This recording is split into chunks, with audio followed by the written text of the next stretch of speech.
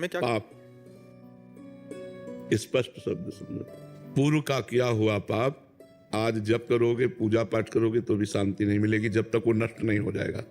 पूर्व का पाप नष्ट होते ही हृदय शीतल हो जाएगा, और जब तक वो नष्ट नहीं होगा तब तक वो ताप देता रहेगा, जलाता रहेगा।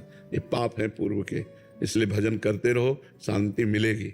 आज नहीं तो कल मिलेगी, वो पाप नष्ट होंगे। भजन छोड़ दोगे तब तो बहुत काल तक चलना पड़ेगा। दवाई चल रही है तो विश्वास है रोग का नाश हो जाएगा। दवाई छोड़ दिया तो रोग तो तांडव मचा देगा। तो भव रोग की दवा, पाप को नष्ट करने का उपाय भगवान का नाम जप है। नाम जप चल रहा है, हृदय जल रहा है, अशांति है, पर परिणाम में शांति मिलेगी, मंगल होगा। अगर नाम जप ही छूट गया तो फिर दवा छूट जाने पर रोग तो प्रबल हो ही जाएगा। तो इसलिए ये पाप का फल है, वो हमारे हृदय को जलाएंगे, उसी जलन से पाप नष्ट होंगे। इसलिए खूब नाम जप करते रहना चाहिए, और अवश्य भोगना पड़ता है, चाहे संत हो चाहे गृहस्थ हो। अगर पाप बन गया है तो बेइज्जती, अपमान, तिरस्कार, रोग, ये सब मिलता है। वो जलन होगी, वो नाना प्रकार की प्रतिकूलताएं आएंगी, उसी से तो हमारा पाप नष्ट होगा। दुख में पाप नष्ट होता है ना, जब हम अशांत होते हैं, दुखी होते हैं, तो पाप का दंड जो हमें भोगने को मिल रहा है वो हो जाता है। इसलिए नाम जप करो, खूब नाम जप करो, जरूर शांति मिलेगी। मोहन राज अवस्थी जी नेपाल से। राधे राधे महाराज जी। महाराज जी, क्या मन में विकार आने पर और गलत आचरण होने पर भजन और पुण्य दोनों नष्ट हो जाते हैं? भजन नष्ट तो नहीं होता, रोक दिया जाता है। भजन कभी नष्ट नहीं होता। जैसे हमने 100 बार राधा राधा कहा और हमसे कोई पाप बन गया तो अब हमारे हृदय में भजन नहीं होगा, लेकिन वो 100 बार राधा नाम भागवतिक बैंक में जमा हो गया, उसका तुम्हें फल अलग मिलेगा, और जो पाप किया उसका फल अलग मिलेगा। पर पाप करने के कारण भजन में रुचि नहीं होगी, भजन की इच्छा नहीं होगी, और शांति भंग हो जाएगी, हृदय जलेगा। ऐसा होता है। भजन तो नष्ट नहीं होता। भजन एक अलग डिपार्टमेंट है और पाप एक अलग डिपार्टमेंट है। पाप का दंड अलग भोगना पड़ता है, भजन का आनंद अलग प्राप्त होता है। भजन कभी नष्ट नहीं होता, क्योंकि भगवान अविनाशी, तो भगवान का नाम अविनाशी। तो हमने जो राम कृष्ण हरि जपा, जो राधा राधा जपा, वो कभी नष्ट नहीं होता, वो मंगल करके ही रहता है। समझ रहे ना? डॉक्टर नेहा कुमावत जी। राधे राधे महाराज जी। महाराज जी, रोजमर्रा के जीवन में हमेशा सत्संग नहीं हो पाता, सही निर्णय नहीं ले पाते। जीवन में धर्म अधर्म, सही गलत का विवेक कैसे लाएं? कौन सा रास्ता आत्मिक खुशी के लिए है? भजन कर रहे हो और सत्संग सुनो, सुनना पड़ेगा। 20 मिनट 30 मिनट रोज दवा की तरह सत्संग सुनो, और नाम जप का नियम लो कि मैं 50,000 नाम जप, 10,000 नाम, 20,000 नाम काउंटर रखो, उससे नाम जप करो, नियम लो। तो जब बुद्धि पवित्र होगी तो किसी से पूछना नहीं पड़ेगा कि आप धर्म कर रहे हो कि अधर्म कर रहे हो। वो तुरंत आपकी बुद्धि बता देगी कि आप धर्म कर रहे हो कि अधर्म कर रहे हो। पवित्र बुद्धि। अपवित्र बुद्धि तो अधर्म को भी धर्म बनाने की चेष्टा करती है। अपवित्र बुद्धि तो एक धर्म का मतलब यही चलेगा, ऐसा भी चलेगा। लेकिन जब पवित्र बुद्धि होती तो ठीक निर्णय करती, गलत है नहीं करना, सही है उत्साह आ जाएगा, करो ऐसा। तो पवित्र बुद्धि करने के लिए 2 बात है, साधन को हरि भजन है, कै सत्संग सहाय। साधना मुख्य बात तो हरि भजन है, और उसकी सहायता सत्संग है। तो 30 मिनट 40 मिनट सत्संग सुने, और अगर एकदम आपका मन सत्संग में नहीं लगता तो एक क्लिप देख ले 5 मिनट की 10 मिनट की, तो कुछ शब्द तो सत्संग के जाएंगे तो अपना प्रभाव दिखाई देंगे। तो सत्संग और नाम जप, भगवान नाम जप, इससे मंगल हो जाएगा, बुद्धि पवित्र रहेगी। हमें क्या करना चाहिए क्या नहीं करना चाहिए, ये हमारी बुद्धि ठीक निर्णय कर पाएगी। अंकित जैन जी। महाराज जी, आपकी कृपा से आध्यात्मिक रुचि जागृत हुई है। नित्य कांतिक सुनता हूँ, नाम जप करता हूँ, ठाकुर जी की सेवा भी करता हूँ, परंतु कभी कभी प्रमाद कर लेता हूँ। किस बात में प्रमाद? आलस आ जाता है कभी कभी। तो सो गए फिर शुरू कर दिया। 24 घंटे थोड़ी सो सब। भाई आज हमारा 8 बजे से 9 बजे का नियम है जप करने का, हमारा मन नहीं लगा, हम सो गए। लेकिन 10 बजे से 11 बजे तक जब हमारा नींद खुली, जब हमारा मन आया, फिर हम अपने नियम को पूरा करना है। समय बदल सकता है, सुबह की जगह हम शाम कर सकते हैं, दिन की जगह रात में कर सकते हैं, पर अपना नियम पूरा करें, ऐसा बांधना चाहिए नियम। अगर आज नियम बिल्कुल नहीं हुआ तो कल डबल करेंगे। आज की जगह कल हो सकता है पर डबल करेंगे, ऐसे रखना चाहिए तो ठीक हो जाएगा, प्रमाद फिर ठीक हो जाएगा जी। राजगोपाल जी। राधे राधे। राधे राधे महाराज जी। महाराज जी, मैं तमिल और देवनागरी में लिखता हूँ, दोनों भाषाओं में मन से लिखा जा सकता है? मतलब किसी दूसरी भाषा में अगर जैसे आप कहते हैं चिंतन करो राधा, तो राधा एक तो हम हिंदी में लिख रहे हैं, तो अपनी भाषा में राधा लिखेंगे तो चलेगा? चलेगा। भगवान की सब भाषाएं हैं, भगवान के सब लोग हैं तो सब भाषा भी तो होगा। भगवान से अंग्रेजी में बात करोगे तो नहीं समझ पाएगा क्या? तमिल से करोगे तो समझ जाए, क्योंकि सारी भाषाएं उन्हीं से प्रकट है ना।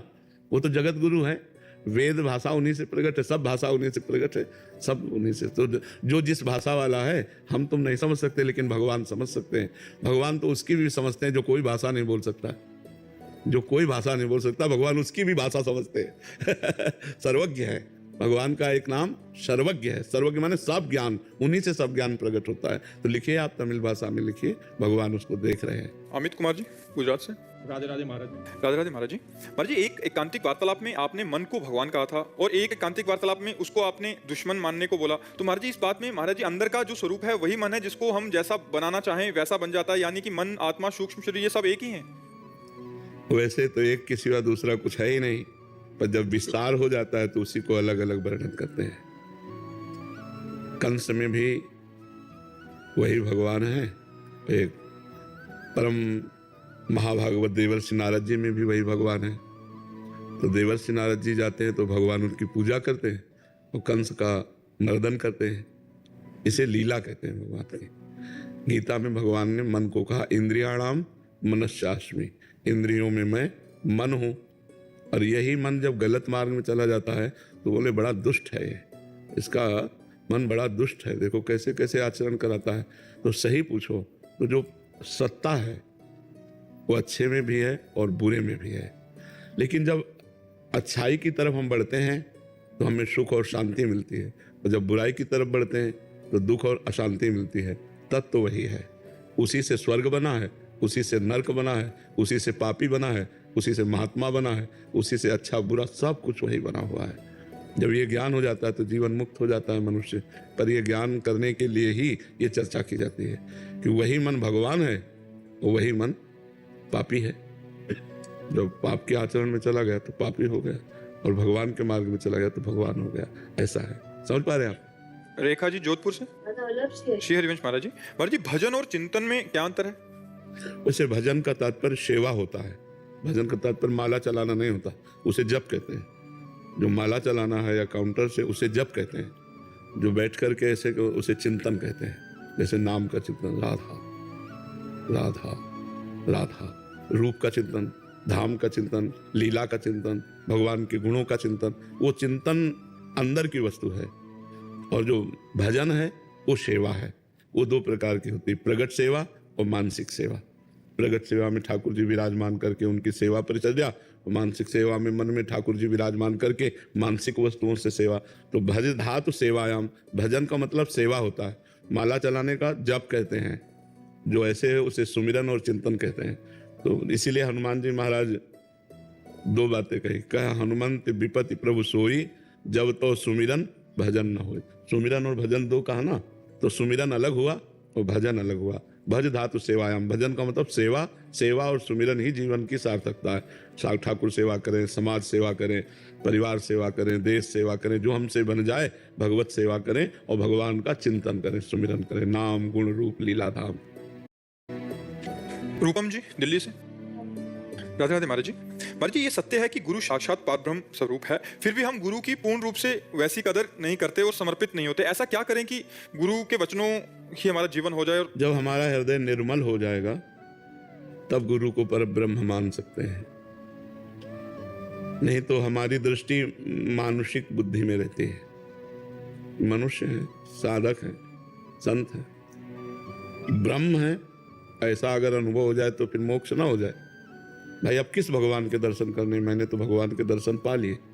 गुरुर् ब्रह्मा गुरुर् विष्णु गुरुर्देव महेश्वरा गुरु साक्षात, तो मैंने परब्रह्म के दर्शन पा लिए। अब किसके लिए साधना? अब तो नाम जप करके आनंदित है, मेरे परब्रह्म मुझे मिल गए। लेकिन ऐसा भाव नहीं रहता। गुरु को एक गाइड मान करके उनके द्वारा दिए हुए साधन से फिर परब्रह्म की प्राप्ति रहता है ना। पहले सबके दिमाग में रहता है गुरु एक रास्ता बताने वाला है, और जो रास्ता चल करके प्राप्त किया जाता है वो परब्रह्म होता है। लेकिन ये पता नहीं कि जो चल कर प्राप्त होता है वही गुरु रूप में रास्ता बता सकता है, दूसरा कोई नहीं बता सकता। वही परब्रह्म ही गुरु रूप में आया है। बन्नो गुरुपद कंज कृपा सिंधु नर रूप हरि, महामोह तम पुंज जासु वचन रवि करनिकर। जिनके वचन सूर्य की तरह प्रकाश फैला कर हम माया का नाश करके ब्रह्म का साक्षात्कार कराते हैं, वो गुरुदेव भगवान है, साक्षात हरि ही गुरुदेव रूप में आके। पर ये भावना बहुत ऊंची है। गुरु को अगर हम संत ही मान लें अच्छा तो बड़ी बात है, नहीं हमारी दृष्टि मनुष्य दृष्टि रहती है, नहीं रहती। ईमानदारी से पूछो तो मनुष्य दृष्टि रहती है। जैसे सब मनुष्यों में तो थोड़ा श्रेष्ठ है, पर मनुष्य बुद्धि रहती है। गुरु में मनुष्य बुद्धि हट जाए और भगवत बुद्धि हो जाए, तब जाने कि हमारी साधना ठीक हो रही है। तो इसके लिए खूब नाम जप करे, शास्त्रों का स्वाध्याय करे, पवित्र आचरण करे। तो जब हृदय पवित्र होगा तो गुरु साक्षात परब्रह्म ये अनुभव आएगा, नहीं तो ऐसे मनुष्य ही दिखाई देंगे, परब्रह्म का अनुभव होना मुश्किल है जी। तनिष्क जी, मध्य राधे गुरु जी। श्री हरिवंश महाराज जी। गुरु जी, मेरा प्रश्न है कि क्या संसार में जहां भी हमें सुख या दुख दिखाई देता है, क्या ये केवल हमारे मन के उपस्थित संस्कारों के कारण ही दिखाई दे रहा है? क्या वास्तव में संसार में या कोई अस्तित्व नहीं है, संसार का अस्तित्व ही नहीं है? हाँ, नहीं, संसार का अस्तित्व ही नहीं है। जैसे स्वप्न का कोई अस्तित्व होता है क्या? पर एक कब पता चला? जगने पर। सोने वाले पुरुष को थोड़ी समझ में आएगा कि मैं स्वप्न देख रहा हूं। उसको तो यथावत सत्य लगेगा। जो जगा हुआ पुरुष है उसे लगेगा स्वप्न झूठा है। तो देखो भगवान शंकर कह रहे हैं, उमा कहूं मैं अनुभव अपना, सत हरि भजन जगत सब सपना कहा के लेगा। तो अभी हम स्वप्न देख रहे हैं। जब जगे हुए पुरुष होंगे तो सर्वम खलमिदम ब्रह्म, सब जगह परमात्मा का दर्शन होगा। अभी हमें स्त्री पुरुष जड़ चैतन्य पापी पुण्यात्मा का दर्शन होता है, तो अभी हम स्वप्न देख रहे हैं। हमें ज्ञान में जगना होगा। अभी हम सो रहे हैं, अपने को स्त्री पुरुष मान रहे हैं, जबकि हम परमात्मा स्वरूप हैं, परमात्मा के अंश स्वरूप हैं। तो हमें भजन करना चाहिए, अच्छे आचरण करने चाहिए, नशा गंदा आहार इसका त्याग करना चाहिए, तो हम जग जाएंगे। अभी हम अज्ञान की नींद में सो रहे हैं और ये संसार रूपी स्वप्न देख रहे हैं। थोड़ा जगे तब हमें समझ में आएगा।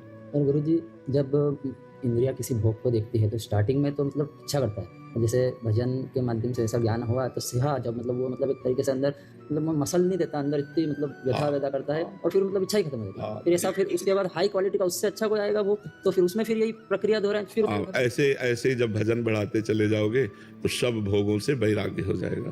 खूब भजन बढ़ाओ, भजन से ही होगा। ये न प्रवचन सुनने से होगा न प्रवचन करने से होगा। डट के भजन करे सो ही वैराग्य होगा।